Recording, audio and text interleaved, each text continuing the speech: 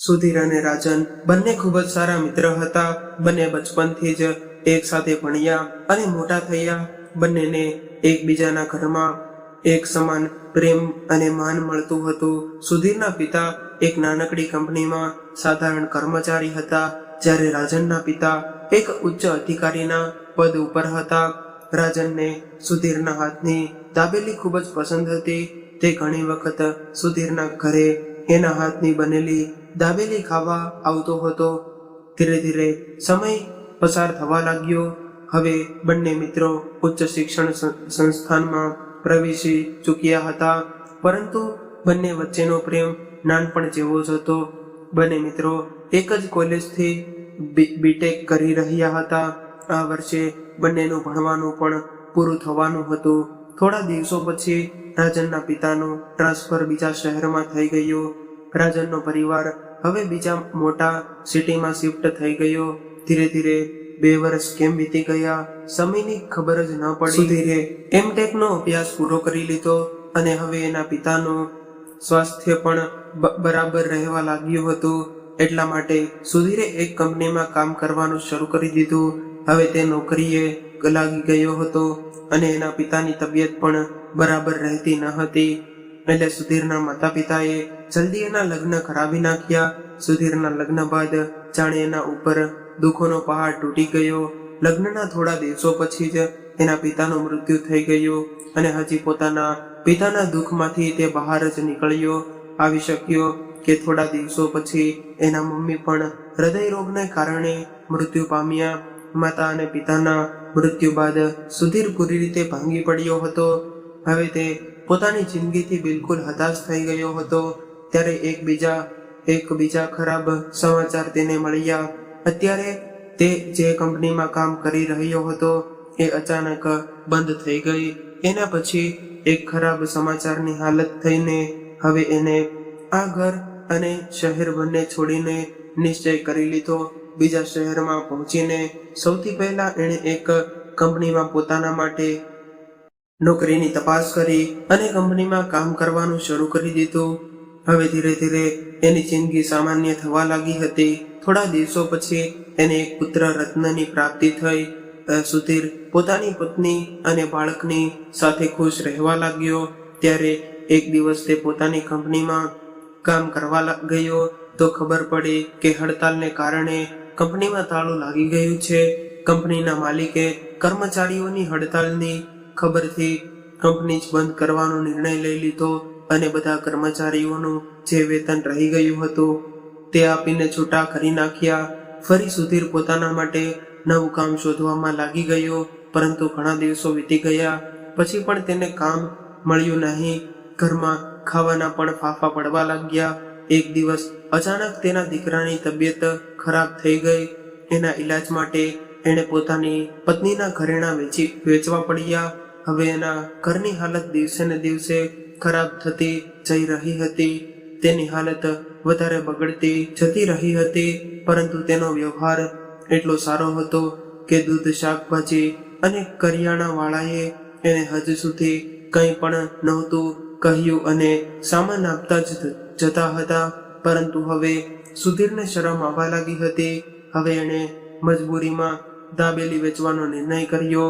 એક દિવસ બજાર જઈને દાબેલી વેચવાના માટે બધો સામાન ખરીદી લીધો અને બનાવીને ફૂટપાથ પર બેસીને વેચવા લાગ્યો.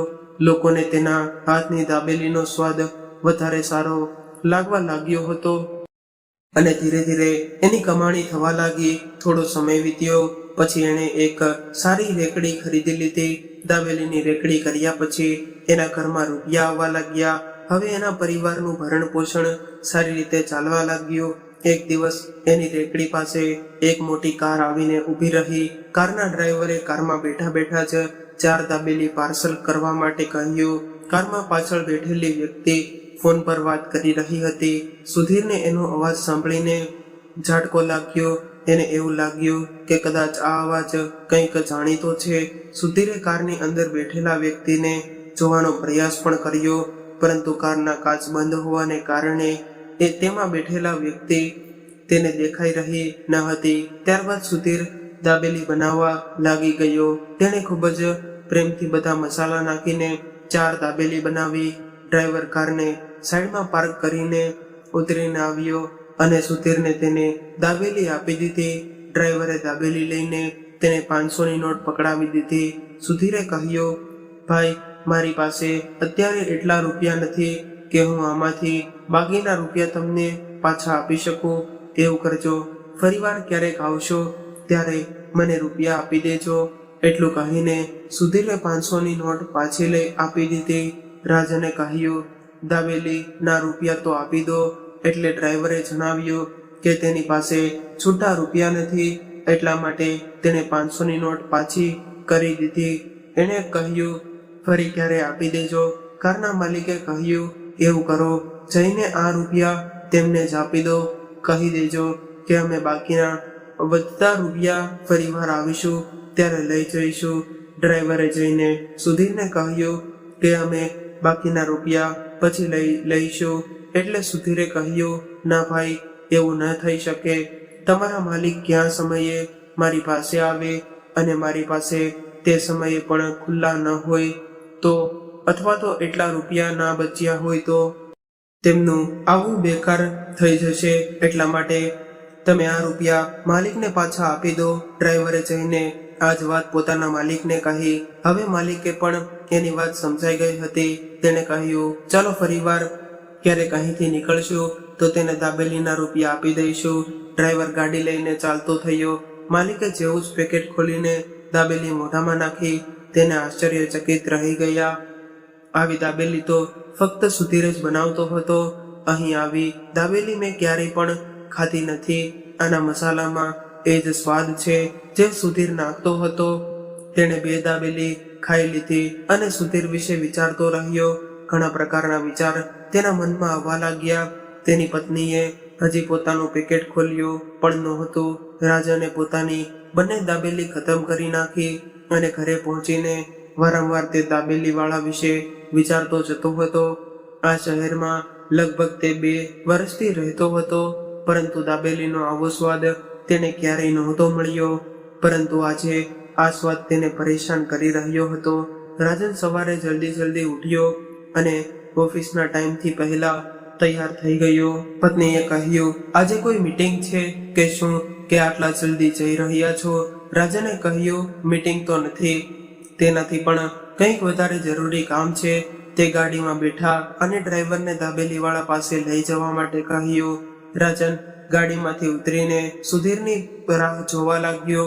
ઘણો સમય વીતી ગયો પણ સુધીર દાબેલી વેચવા માટે આવ્યો નહીં. તે આજે આવવાનો પણ ન હતો, કેમ કે સુધીર પણ ગાડીના માલિકનો અવાજ સાંભળીને બેચેન હતો. ઘરે પહોંચ્યો તો સુધીરે ખૂબ જ એકાંત મનથી ધ્યાન કેન્દ્રિત કર્યું અને કાર માલિકની વાતો પણ ધ્યાન આપ્યું. તો તેને સમજાઈ ગયું કે આવી રીતે તો રાજન જ બોલતો હતો. તે મનમાં વિચારવા લાગ્યો કે હા, તે અવાજ રાજનનો જ હતો અને તેને દાબેલી ખૂબ જ ભાવતી પણ હતી. તેણે જેવી જ મારા હાથની દાબેલી ખાધી હશે તો તે મને જરૂરથી ઓળખી ગયો હશે. બીજા દિવસે તે જરૂર મને મળવા માટે આવશે. એટલા માટે આજે તે દાબેલી વેચવા માટે તે જગ્યા પર ગયો નહીં અને ત્યાંથી થોડે દૂર ખૂણામાં સંતાઈને રાજનની રાહ જોઈ રહ્યો હતો અને તેનો વહેમ સાચો નીકળ્યો. રાજન આજે ખૂબ જ આતુરતાથી સુધીરની રાહ જોઈ રહ્યો હતો. રાજને આસપાસવાળાને પણ પૂછ્યું કે ભાઈ, આજે આ દાબેલી વાળો નહીં આવે કે શું?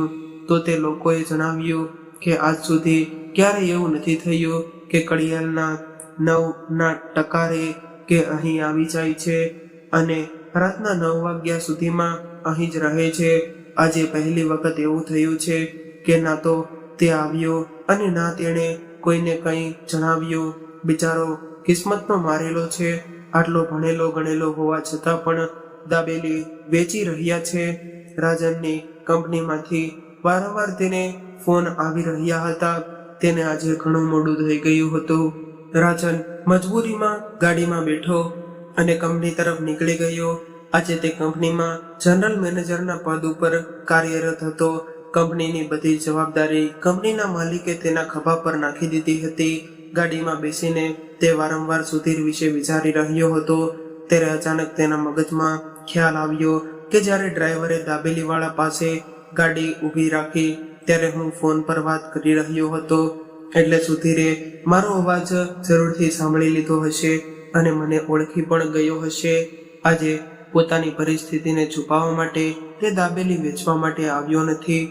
તેને ખબર હતી કે દાબેલી ખાતા જ તેના સ્વાદથી હું તેને અવશ્ય ઓળખી જઈશ. હવે રાજને પણ સુધીરને સામસામે મળવાનો વિચાર મૂકી દીધો, કેમ કે તેના સ્વાભિમાનને ઠેસ પહોંચવી ઉચિત ન લાગ્યું. ઘરે આવીને તે વિચારમાં ડૂબી ગયો કે કઈ રીતે સુધીરની મદદ કરી શકાય અને તેને ખબર પણ ન પડે કે મેં તેની મદદ કરી છે. રાજને આ રીતે ચિંતામાં જોઈને તેની પત્નીએ તેને પૂછ્યું કે શું વાત છે, આજે તમારી તબિયત ઠીક નથી લાગી રહી? આજ સુધી તો મેં ક્યારેય પણ તમને આ રીતે ચિંતામાં જોયા નથી.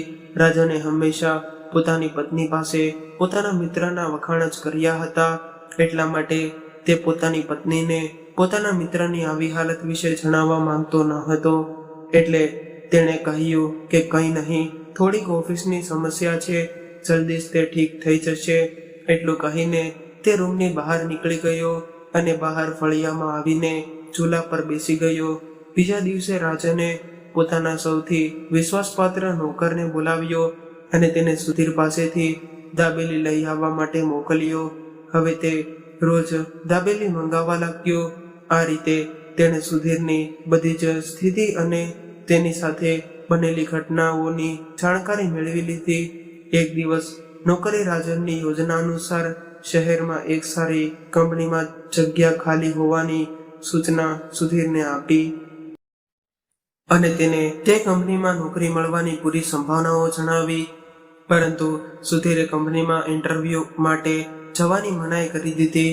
તેણે કહ્યું કે ભાઈ, કંપનીઓમાં તો લાગવગથી જ બધી પોસ્ટ ભરાય છે, બસ લેવા ખાતર ઇન્ટરવ્યૂ લેવામાં આવે છે.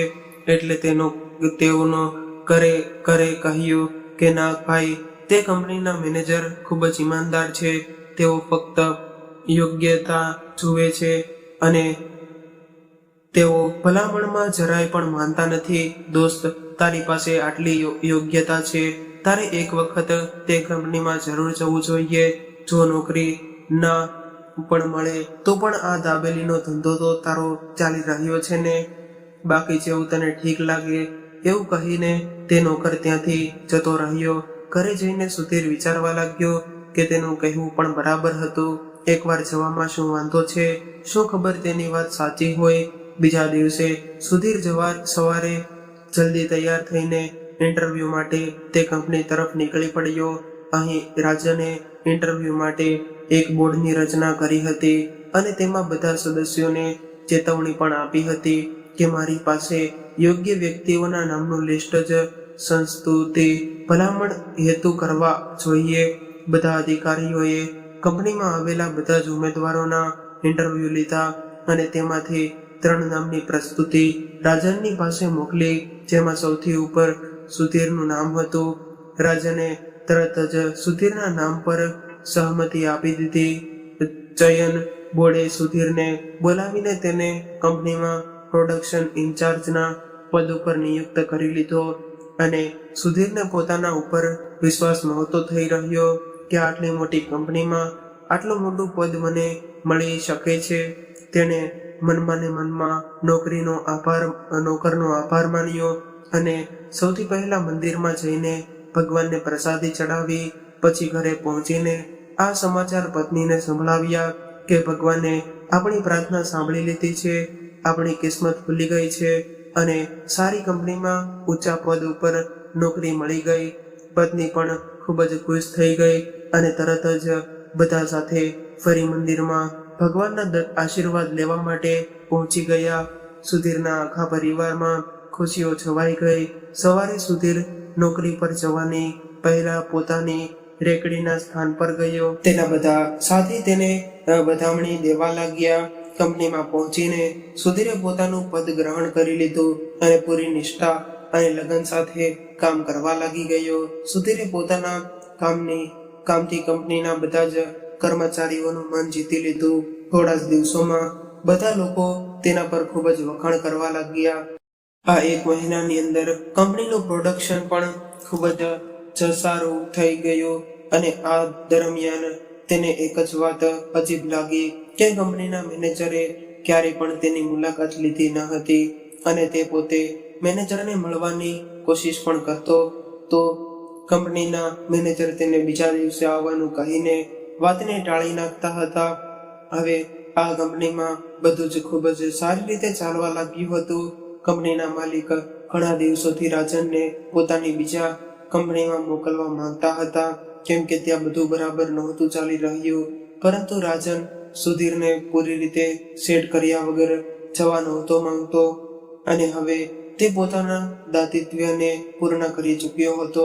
એટલા માટે તેને હવે લાગ્યું કે માલિકની વાત માનીને બીજા કંપનીમાં જ જતા રહેવું જોઈએ.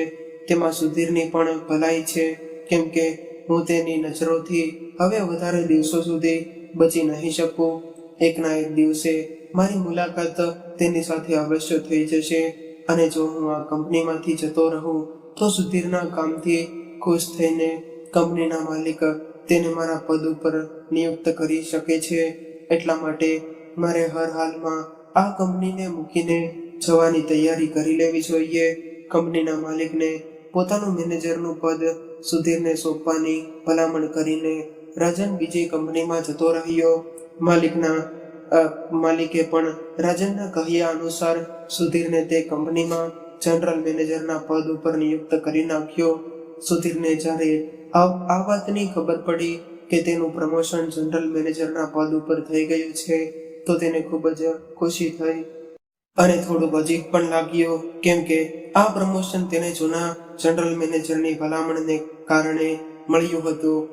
મેં મનમાં વિચારવા લાગ્યો કે જનરલ મેનેજરે મને ક્યારેય મળ્યું પણ ઉચિત ન સમજ્યું અને એમણે મારા માટે જનરલ મેનેજરની પદની ભલામણ કઈ રીતે કરી, પરંતુ ખુશી એ મોટી હતી કે તે બધું જ ભૂલીને બધા કર્મચારીઓ પાસેથી અભિનંદન લેવામાં વ્યસ્ત થઈ ગયો અને આ રીતે ધીરે ધીરે 2 વર્ષ વીતી ગયા.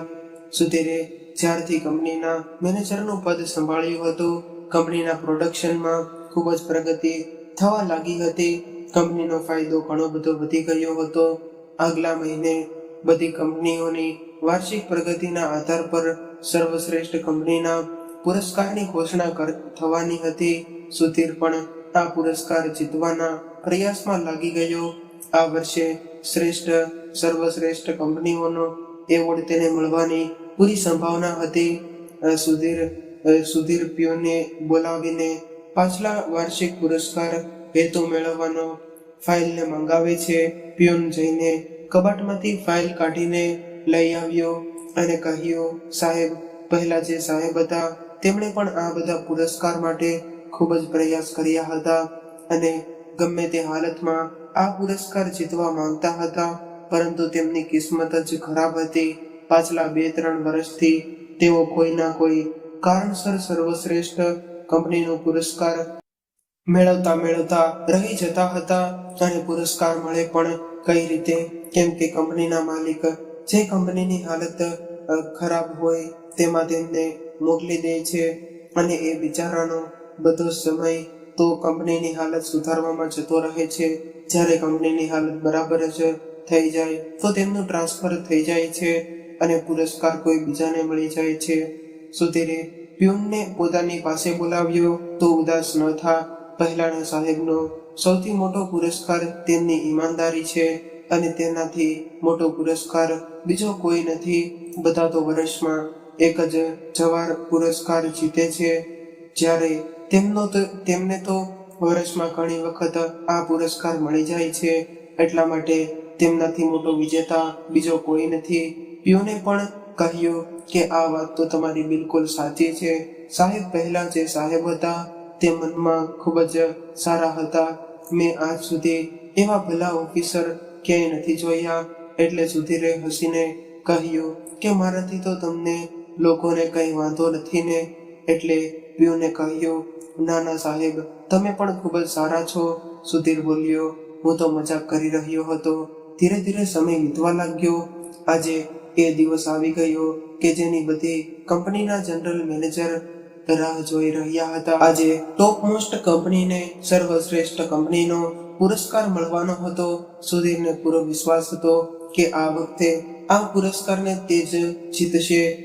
સુધીર વાર્ષિક કાર્યક્રમમાં હાજર થવા માટે નીકળવાનો જ હતો ત્યારે તેને કંઈક જરૂરી પેપરનું ધ્યાન આવ્યું. તે પેપર લેવા માટે ઓફિસમાં ગયો અને ઓફિસની અંદર પહોંચીને કાગળ શોધવા લાગ્યો. ત્યારે કબાટમાં રહેલો એક ફોટો તેના હાથમાં લાગી ગયો અને તે ફોટાને જોતા જ સુધીર આશ્ચર્યચકિત રહી ગયો, કેમ કે તે ફોટો તેના કોલેજના સમયનો હતો. હવે તેને બધું સમજાઈ ગયું હતું કે પહેલા જે જનરલ મેનેજર હતા તેને શું કામે નહોતા મળી રહ્યા. સુધીર સમજી ગયો હતો કે હું રાજનથી છુપાઈ રહ્યો હતો કે તે વાતને ખબર પડી ગઈ હશે, એટલા માટે તેને પણ મને ના મળવાનો નિર્ણય લઈ લીધો હશે. અને આ બધું જોઈને તેની આંખોમાંથી આંસુઓની ધારા વહેવા લાગી. પોતાના મિત્રના આ ત્યાગ પર તે ખૂબ જ ભાવુક થઈ ગયો. અને ત્યારે પ્યુન ઓફિસની અંદર આવ્યો અને કહેવા લાગ્યો કે સર, આપણે મોડું થઈ ગયું છે, નીકળવું જોઈએ. એટલે સુધીર કહેવા લાગ્યો કે તું ગાડી પાસે પહોંચ, હું આવું છું. તેના ગયા પછી સુધીરે પોતાના આંસુ લૂછ્યા અને ઓફિસની બહાર નીકળીને કારમાં બેસી ગયો. વાર્ષિક કાર્યક્રમમાં પહોંચીને સૌથી પહેલા તેણે તે તપાસ કરી કે આ વર્ષે ટોપ મોસ્ટ પર કઈ કઈ કંપની છે. તો તેને ખબર પડી કે આ વખતે પુરસ્કારની દાવેદાર ફક્ત 2 કંપનીઓ છે, એક એની અને બીજી રાજનની. આ સાંભળતા જ સુધીર ખૂબ જ દુઃખી થઈ ગયો અને તે ભાગીને નિર્ણાયક મંડળના સદસ્યોની ઓફિસમાં પહોંચી ગયો અને હાથ જોડીને તેમને વિનંતી કરતા પોતાનું નામ પાછું લઈ લેવા માટે કહેવા લાગ્યો. નિર્ણાયક મંડળના સદસ્યો દ્વારા નામ પાછું લેવાની મનાઈ કરી દેવામાં આવી એટલે સુધીર રડવા લાગ્યો અને હાથ જોડીને તેમને વિનંતી કરવા લાગ્યો કે મારા મિત્ર મારા માટે ભગવાન સમાન છે. હું મારા મિત્રથી જ કોમ્પિટિશન ના કરી શકું. તમે મારું નામ હટાવવાની કૃપા કરો. નિર્ણાયક મંડળના બધા સદસ્યોએ તેની વાત સાંભળ્યા પછી તેને બહાર જવા માટે કહ્યું. તે લોકોને આજે વિશ્વાસ નહોતો થઈ રહ્યો કે આવી પણ દોસ્તી હોઈ શકે છે. આવું તો ફક્ત પિક્ચરોમાં જ અને વાર્તાઓમાં જ હોય છે, જ્યાં એક મિત્ર બીજા મિત્ર માટે પોતાનો જીવ આપી દેવા માટે પણ તૈયાર રહે છે. કેમ કે સુધીરના આવ્યાના થોડી વાર પહેલા જ રાજન પણ નિર્ણાયક મંડળના સદસ્યોને તે જ વાત કરવા આવ્યો હતો જે હમણાં સુધીરે કહી હતી અને તે જ પોતાનું નામ પાછું લઈ લેવા માટે વિનંતી કરી રહ્યો હતો. સુધીર અને રાજન બંને પોતપોતાની ગાડીમાં જઈને બેસી ગયા અને પોતાના મિત્રના નામની ઘોષણા કરવાની રાહ જોવા લાગ્યા. અને તે બંને વિચારતા હતા કે જેવું જ મિત્રનું નામ એનાઉન્સ થશે તો તરત જ પોતાના ઘરની તરફ નીકળી જશે. પરંતુ આ શું, નિર્ણાયક મંડળે આ વખતે એક નહીં પરંતુ 2 કંપનીઓને સર્વશ્રેષ્ઠ પુરસ્કાર માટે સિલેક્ટ કરી લીધી હતી. સ્ટેજ પરથી એવી જ બંને મિત્રોના નામની ઘોષણા કરવામાં આવી તો બંને મિત્રો સ્તબ્ધ રહી ગયા. હવે આજે તેઓ મજબૂર થઈ ગયા હતા એકબીજાના સામે આવવા માટે. એનાઉન્સમેન્ટ બંને મિત્રોની મિત્રતા જોઈને પણ સ્ટેજ પરથી જણાવવામાં લાગ્યા કે કઈ રીતે એક મિત્ર બીજા મિત્ર માટે થઈને પોતે હારી જવા પણ તૈયાર છે. અને બંને મિત્ર સ્ટેજ પર પહોંચી ગયા અને રડતા રડતા એકબીજાને ગળે લગાડી લીધા. એનાઉન્સમેન્ટની વાત સાંભળીને હોલમાં ઉપસ્થિત બધા લોકોની આંખોમાં પણ આંસુ આવી ગયા. હવે આખો હોલ બંને મિત્રની સાચી દોસ્તી પર પ્રેમને સલામ કરવા લાગ્યો. તાળીઓની ગડગડાટ સાથે બંને મિત્રોએ સર્વશ્રેષ્ઠ કંપનીના પુરસ્કારને પ્રાપ્ત કર્યો. કહેવાય છે કે સુખમાં જે પાછળ રહે અને દુઃખમાં જે આગળ રહે તેને જ સાચો મિત્ર કહેવાય. તમારી જિંદગીમાં પણ એવો કોઈ મિત્ર છે કે નહીં? કોમેન્ટ કરીને જરૂરથી જણાવજો. અને આવી જ વાર્તા ગમી હોય તો લાઈક કરીને વધુમાં વધુ શેર પણ કરજો. અને આવી જ અવનવી વાર્તા સાંભળવા માટે ચેનલને જરૂરથી સબસ્ક્રાઇબ કરજો.